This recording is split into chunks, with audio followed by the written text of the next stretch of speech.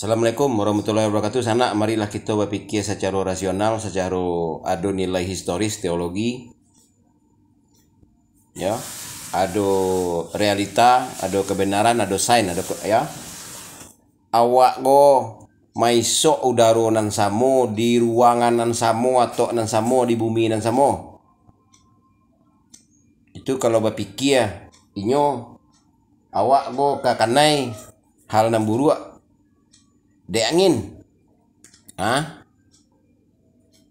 Pakok bana lamun lui udara nan disok itu juo. Apalagi dilawi udara ko jaleh lapeh bana. Jadi iko ko ulah indak tahu ko ma di mana tak ka.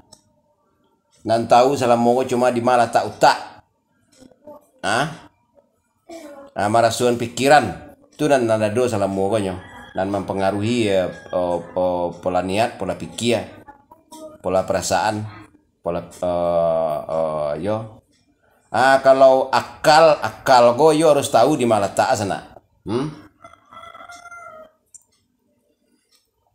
Makanya kebanyakan gala ndak do sesuai jo standarisasi gala macam-macam no.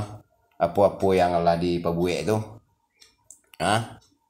Karena kecerdasan kau tidak tergantung dari jenjang pendidikan doh. Kecerdasan kau tergantung dari orang lain tahunya di mana letak ka sudah mau di mana letak tangan aja tahunya letak tangan di mana letak ka aja kan. Harus tahunya di mana letak ka bisanya penggunaan ka. Sampai bilo aja wak kamayuan nan di orang lah.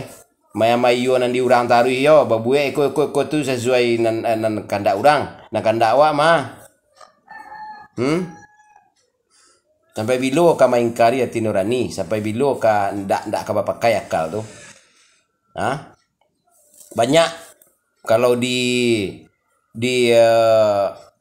sesuaikan jo rumus nan tadi itu rasional jo logika ilmiah banyak ndak pakai sesuaian sana.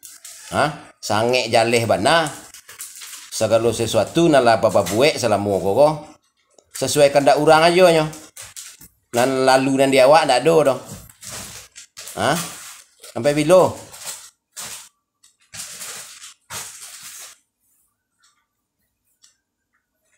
colah ino manduangan di sana.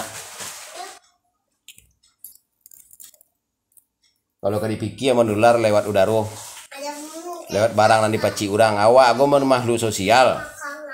Rahmatan lil alamin. Dalam tubuh awak ada imun. Ada imun dalam tubuh awak.